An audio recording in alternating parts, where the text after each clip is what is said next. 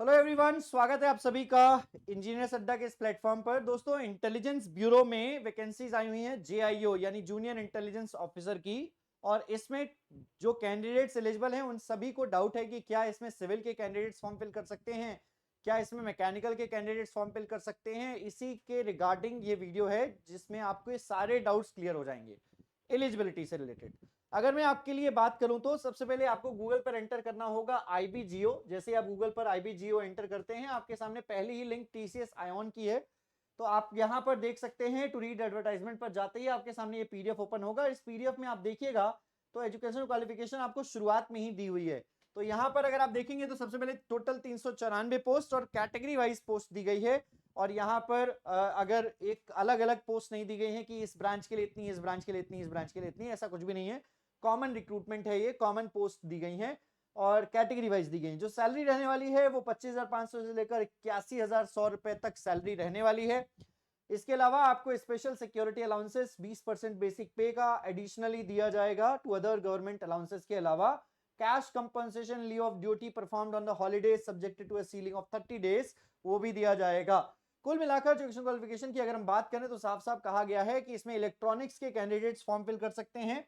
Electronics के candidates electronics and telecommunication, electronics and communication या electrical and electronics.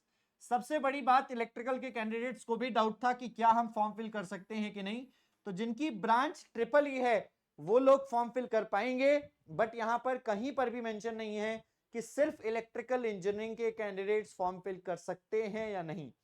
But in case अगर आप electrical engineering से हैं और आप फॉर्म फिल करना चाहते हैं तो आप इलेक्ट्रिकल एंड इलेक्ट्रॉनिक्स इंजीनियरिंग से इस ब्रांच से फॉर्म फिल कीजिए। At the time of document verification हम देखेंगे, अब वहां पर ये जो है डॉक्यूमेंट वेरिफिकेशन के टाइम पर अगर ये पॉइंट आया कि हमने ये कहीं पर भी मेंशन नहीं किया था कि इलेक्ट्रिकल इंजीनियरिंग के कैंडिडेट फॉर्म फिल करना है, तो फिर कोई बात नहीं, आप वापस जो है वो आ जाइएगा। अगर अगर अलाउ कर देते हैं, अगर अलाउ कर देते हैं तो बिल्कुल आप वहां पर जो है फॉर्म फिल कीजिए। ठीक है, आप मतलब अगर अलाउ कर देते हैं तो नौकरी लगी जाएगी।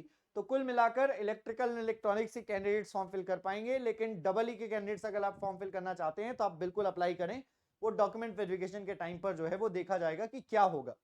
आगे आ जाते हैं, सीएस के कैंडिडेट फॉर्म फिल कर सकते हैं और आईटी के कैंडिडेट्स फॉर्म फिल कर सकते हैं। तो ये रही एलिजिबिलिटी से रिलेटेड जो डाउट था वो क्लियर कर दिया। बीसीए जिसके पास है वो तो फॉर्म फिल कर ही पाएगा, बट जिसके पास बैचलर्स डिग्री, अच्छा बीटेक के लिए सबसे बड़ा डाउट है कि बीटेक के कैंडिडेट फॉर्म फिल कर पाएंगे कि नहीं।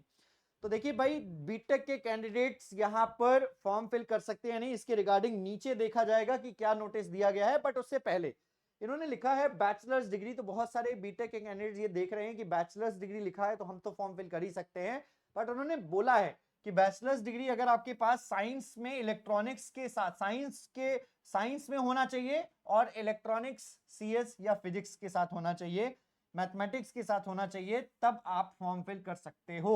ठीक है, बैचलर्स डिग्री साइंस में होना चाहिए, नहीं बीएससी होना चाहिए, बीएससी के साथ बीएससी इलेक्ट्रॉनिक्स से की गई हो, सीएस से की गई हो, फिजिक्स से की गई हो या मैथमेटिक्स से की गई हो, तब आप फॉर्म फिल कर पाओगे, नहीं तो आप फॉर्म फिल नहीं कर पाओगे।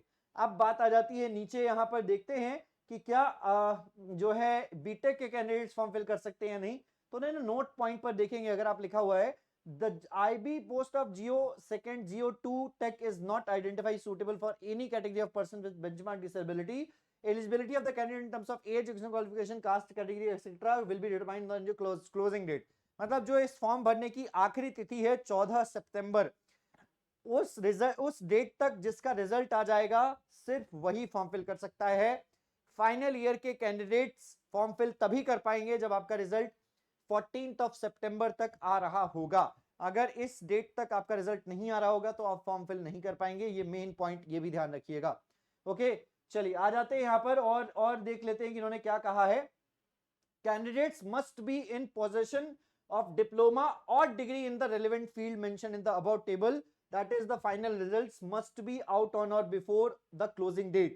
मतलब कैंडिडेट्स के पास डिप्लोमा है या डिग्री है तो उसका वो लास्ट डेट तक आ जाना चाहिए और तब उसको जो है सक्सेसफुल माना जाएगा, नहीं तो नहीं माना जाएगा। ओके ओके, और अगर हम यहां पर बात करें तो यहां पर और ऐसा कुछ भी नहीं दिया गया है जिसमें ये लिखा हो कि बीटेक के कैंडिडेट्स अप्लाई कर सकते हैं। बट एक चीज से उन्होंने क्लियर कर दिया आई थिंक कि बीटेक के कैंडिडेट्स फॉर्म फिल कर सकते हैं। यहाँ पर जो नोट पॉइंट देखेंगे आप, डिप्लोमा और डिग्री, तो इन्होंने ये मेंशन कर दिया डिप्लोमा और डिग्री। इसके अलावा आपका यहाँ पर कहीं पर भी जो है वो मेंशन नहीं है कि बीटेक के कैंडिडेट्स फॉर्म फिल कर सकते हैं। बट ठीक है, डिप्लोमा आपके पास है तो आप फॉर्म फिल कर पाओगे, और बीटेक के कैंडिडेट्स हो तो फॉर्म फिल करो, एग्जामिनेशन दो, अपीयर हो, क्योंकि आपके पास उन्होंने कहा है डिप्लोमा या डिग्री, तो आपके पास डिप्लोमा या डिग्री हो, और अगर लास्ट डेट तक आपका 14 सितंबर तक आपका रिजल्ट आ रहा हो तो फॉर्म फिल कीजिए। जो लोग पास आउट हो चुके हैं वो लोग भी फॉर्म फिल कीजिए। ट्रिपल ई ब्रांच होनी चाहिए, डबल ई ब्रांच से हैं तो भी भरिए, लेकिन आप डबल ई ब्रांच से हैं तो इलेक्ट्रिकल एंड इलेक्ट्रॉनिक्स इंजीनियरिंग की ब्रांच में ही फॉर्म फिल कीजिएगा। अगर आपकी ब्रांच डबल ई है तो बाकी CSIT इसी के कैंडिडेट्स तो फॉर्म फिल कर सकते हैं। तो ये आई होप कि ये डाउट जो है वो आपका क्लियर हुआ होगा। रही बात इसकी तैयारी कैसे करें, तो वहां पर आप सभी लोगों को इंजीनियर्स अड्डा प्रोवाइड करवा रहा है एक प्रॉपर इसका कोर्स। तो आप कैसे देख सकते हैं इंजीनियर्स अड्डा के लिए, आपको अड्डा 24/7 वेबसाइट पर आना है, ऑल कोर्सेज से आना है, AEJ एग्जाम्स पर, इलेक्ट्रिकल इंजीनियरिंग पर आपको दिख जाएगा IBJIO, तो इंटेलिजेंस ब्यूरो JIO पर क्लिक करो। कंप्लीट बैच अवेलेबल है, लॉन्च कर दिया गया है। 2 सितंबर से इसकी क्लासेस शुरू हो रही हैं, 10 बजे से लेकर 8 बजे तक, और 1839 रुपए का है। बाई नाउ पर क्लिक करना है, कूपन कोड एंटर करना है विच इज Y1022, आपको मिलेगा एडिशनल डिस्काउंट। Y1022 अप्लाई करने के बाद 1679 रुपीज का ये कोर्स जो है वो आपको पड़ जाएगा। और फटाफट से जाइए एनरोल कर लीजिए जिसने जिसने भी एनरोल नहीं किया है। अगर आपको कोई भी क्वेरी है तो आप स्क्रीन पर दिए गए इस नंबर पे कॉल करके भी जानकारी ले सकते हैं। उम्मीद करती वीडियो आपको पसंद आया होगा। इसी प्रकार की और भी इंफॉर्मेटिव वीडियोस के लिए हमारे चैनल को सब्सक्राइब करके बेल आइकन जरूर प्रेस कर ले। धन्यवाद, मिलते हैं आपसे अगले वीडियो में।